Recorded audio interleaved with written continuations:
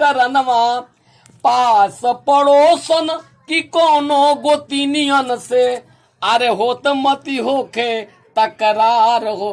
कहीं आपस में झोटा झटौल मत कैले हो के सन, समझ गई ना।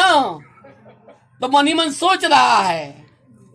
इसके बाद क्या कहता है, देखो हो दे आ गई ले मूड़ी पे गोसैया। बहुत बढ़िया शब्द है भोजपुरी का।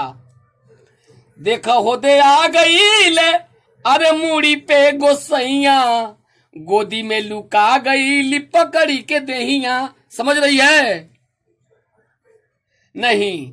आपन फरछाई अपने देही में सट जाई ना तो सोचना कि एकदम प्योर खटाखट दोपहरिया भइल बा। अपनी फरछाई अपने शरीर में सट जाए तो सोचो कि एकदम 1 बज गया है।